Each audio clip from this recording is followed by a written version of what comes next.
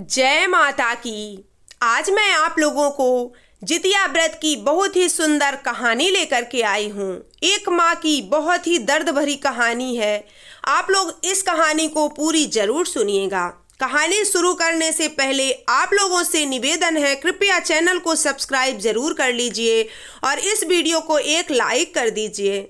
आइए कहानी को शुरू करते हैं।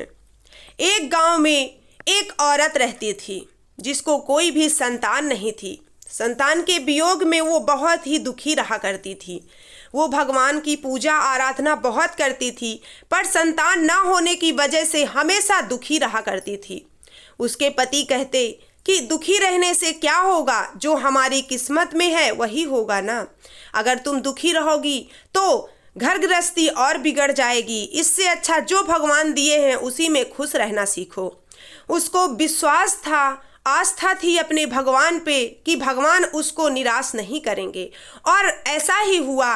कुछ ही दिन बीते, वो माँ बनने वाली थी। उसके खुशी का ठिकाना नहीं था, बड़ी ही खुश थी वो। 9 महीने बीते, उसकी कोख से एक बहुत ही सुंदर बालक ने जन्म लिया। लेकिन जिस दिन बालक जन्म लिया, जितिया व्रत था। उस दिन बड़ी ही सौभाग्य की बात थी कि जितिया वाले दिन ही उसको एक खूब सुंदर पुत्र की प्राप्ति होती है। रात में वो सोती है, उसके स्वप्न में एक साधु महात्मा आते हैं जो कहते हैं तुम्हें इतना खुश होने की जरूरत नहीं है। तुम्हारे बच्चे की उम्र ज़्यादा नहीं, सिर्फ और सिर्फ 8 साल ही है। 8 साल बाद वो तुम्हें छोड़कर वापस चला जाएगा। सुबह नींद खुलती है तो उसके पैरों तले से जैसे जमीन खिसक रही थी। उसकी खुशी जो थी वो दुख में बदल जाता है। वो बहुत दुखी रहने लगी और पहले तो 1 और 2 दिन 3 दिन अपने पति को उसने कुछ नहीं बताया। लेकिन जब दुखी रहने लगी तो पति ने दुख का कारण पूछा। कहने लगी, आज मैंने सपने में ये देखा। जितिया व्रत था, उस दिन रात में मैंने स्वप्न में देखा, एक साधु महाराज कह रहे हैं तुम्हें ज़्यादा खुश होने की ज़रूरत नहीं है। तुम्हारे पुत्र की आयु सिर्फ और सिर्फ 8 साल ही है। 8 साल जिस दिन ही खत्म होगा, बीतेगा, उसी दिन इसकी मृत्यु हो जाएगी।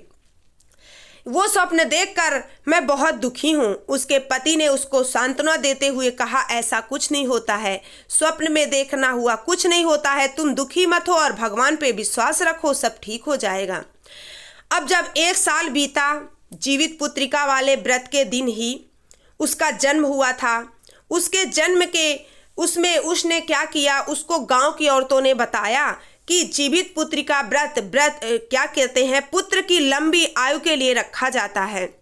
वो सुनती है कि जितिया व्रत आया है और जितिया व्रत अपने बच्चे की लंबी आयु के लिए रहा जाता है, तो उसने भी मन में प्रण किया कि अब से मैं भी निर्जला जितिया का व्रत करूंगी। बड़े ही श्रद्धा से माता रानी को मनाऊंगी कि हे माता रानी, अगर आपने मुझे संतान दी है तो उसकी दीर्घायु भी दीजिए। अगर 8 साल में मेरा बच्चा मुझे छोड़कर चला गया तो मैं स्वयं जान दे दूंगी।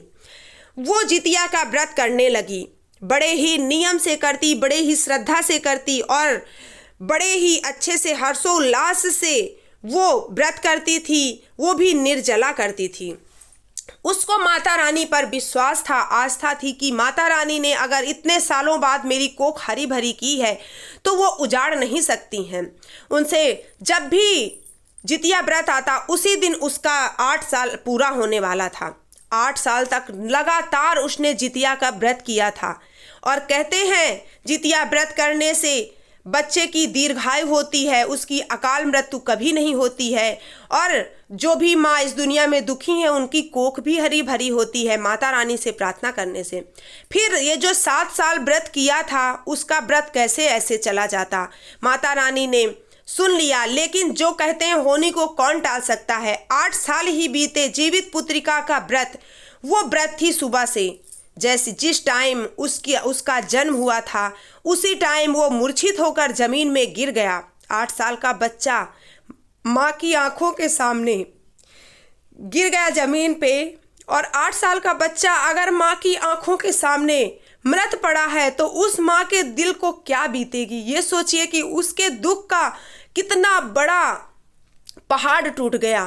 वो बिलाप करने लगी, रोने लगी और कहने लगी, हे माता रानी, अगर आज आपने मेरे पुत्र को छीन लिया तो सोचिए कि आगे जीवन में कोई कभी जितिया का व्रत नहीं करेगा, कोई जीवित पुत्री का व्रत नहीं करेगा।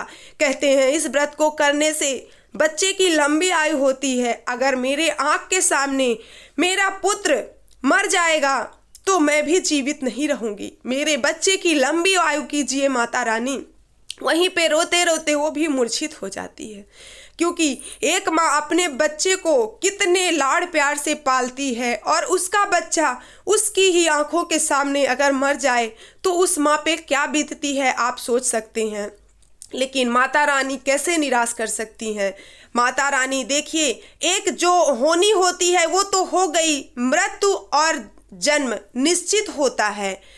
कहते हैं विवाह मृत्यु जन्म निश्चित होता है, तो उसकी मृत्यु निश्चित थी तो हो गई, लेकिन माता रानी ने उसको जीवित किया।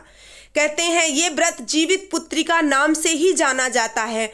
माता रानी ने उसको जीवित किया बच्चे को। जब माँ को होश आया तो वो देखती है कि उसका बच्चा बगल में खेल रहा है।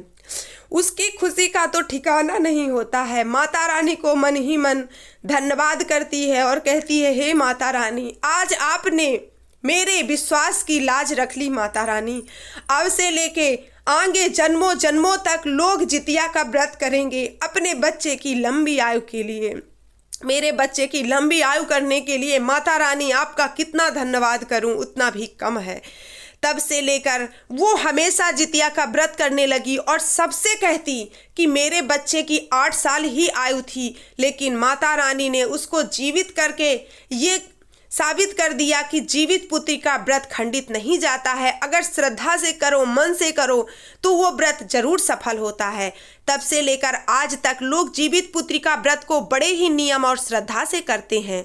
हे माता रानी, जैसे आपने उस बच्चे की लंबी आयु करी, उसको मृत्यु के मुंह से वापस किया, वैसे ही हे माता रानी जो भी इस दुनिया में व्रत करते हैं, जो भी कथा कहते हैं, सुनते हैं, जो भी दुखी हैं, जिनको भी कोई पुत्र नहीं है, सबकी इच्छा पूरी करना माता रानी। सबके बच्चों की लंबी आयु करना, किसी को भी कोई दुख ना हो। प्रेम से बोलिए माता रानी की जय हो।